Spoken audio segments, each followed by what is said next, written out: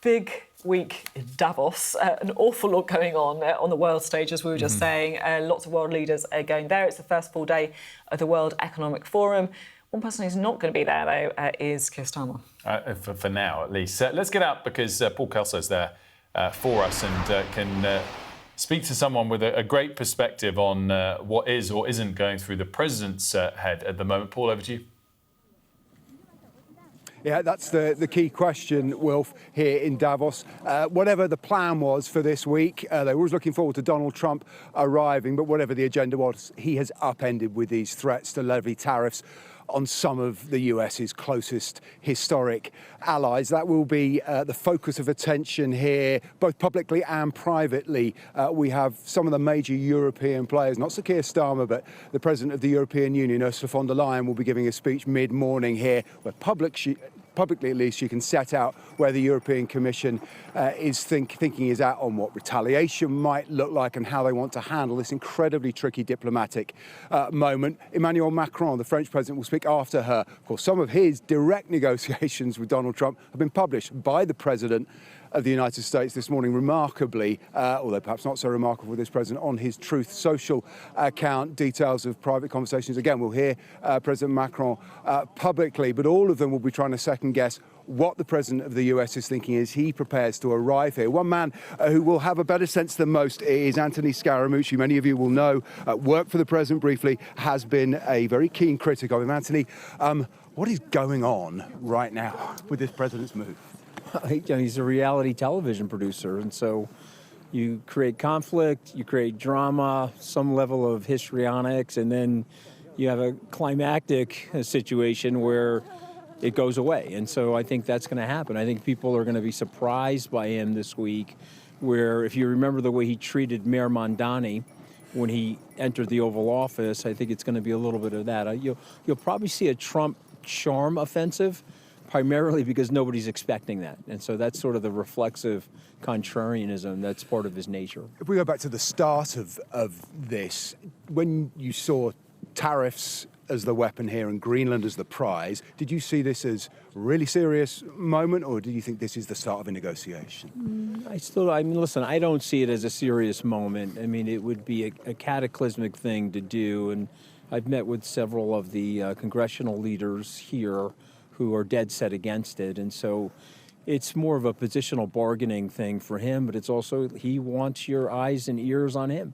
And so that's really what it is more than anything else. One thing that strikes me this morning is the timing of this latest fusillade of Truth Social posts, sharing Macron's messages, a message to Rutte, the NATO chair, earlier in the year. It doesn't feel coincidental. It's the moment everyone's waking up here and checking their phones and devices. This is more choreographed than perhaps he would like us to think? Of course, and also he wants to put everybody on guard. He wants everybody, anything that you would expect from a traditional president, he'll do the exact opposite. And so who would share things like that? Would you imagine President Obama or President Nixon, or you pick a president doing that? Of course, they wouldn't do that, but you can't see him as a traditional president. I think the Europeans are making a mistake there with that. I think they've got to show some backbone here. It's the only thing he responds to. Look at what he did with President Xi.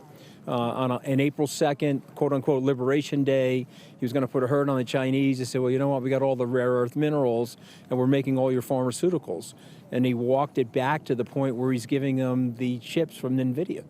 And so, the flattery doesn't work. Sitting around the Resolute desk in the Oval Office like your school kids, not going to work with the guy. Okay, you got to treat him very differently. So think like a New Yorker.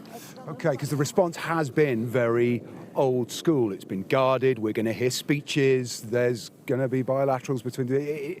You're saying that response might work for previous administrations. I think that response is not going to work with them. And listen, there's probably a diplomatic solution in Greenland, and there's probably are some national security issues for all of us, all European nations, all free nations in the Western liberal democracies. We probably need to work together there. And so doing it the way he's doing it is obviously misguided. I don't think anybody except for him agrees with that. Even his staff is shaking their heads about this one. I'm going to spin the map slightly. He's brought the Chagos Islands, Diego Garcia, into the picture this morning, describing a decision we thought he'd backed of the UK to cede control of that territory.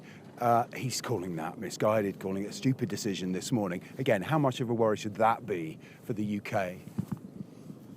So again, it's the same script. Okay, so you just follow the. I mean, we're going into season 2 now, but it's the same script. Okay, histrionics, drama, get everybody upset, watch it on television, get a giggle to himself, and then work it out. And that's what's going to happen. Wilf, I think you've got some questions you'd like to put to Anthony while we've got him here, as we brave the cold here. And yeah, Anthony, great to see you. I have 2 quick questions. The first, I mean, one thing we've been dwelling on here in the last 48 hours is we can't really retaliate much when it comes to tariffs. I mean, we're not enough of a trading partner that it would really damage the US and you just risk a spiral. Do you think the president would be upset if we pulled the King State visit? Is that something that we should do and he'd care about? Or again, does it just highlight the lack of cards that Keir Starmer has? Well, listen, I think that's going to be up to the king and the prime minister. I just think that you've got to get back into a European coalition. If you're not a big enough trading partner, the totality of you is a very big trading partner.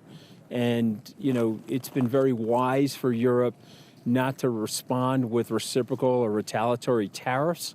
But one has to wonder now if you've got to put some teeth into the negotiation with President Trump. As it relates to the king, frankly, I think the king did an amazing job for the UK with that state visit earlier in the year. And I think that I would leave that on the table for now, frankly. And then just finally, 1 year into Trump 2, how does it differ in your eyes to Trump 1? Well, I mean, the adults have left the room, and so it's the president doing what he always wanted to do. Donald Trump Jr. once said, "Let Trump be Trump." Jim Mattis wasn't going to do that. General Kelly wasn't going to do that. H.R. McMaster. But the people in the room with him today, many of which I think some of the Republican senators are admitting here today that they made mistakes in terms of the confirmation process with some of these cabinet officials. But I think this is a unhinged season, and I just go back to the first year of the second season of Trump. J.D. Vance was here in Europe at the Munich Security Conference excoriating the European leaders, and so I predict Trump will not do that because that's sort of a replay of last season. And so remember, he's producing a show, and it's your job and my job to comment on it and watch it and be riveted to it. And let's face it, he's pretty good at that.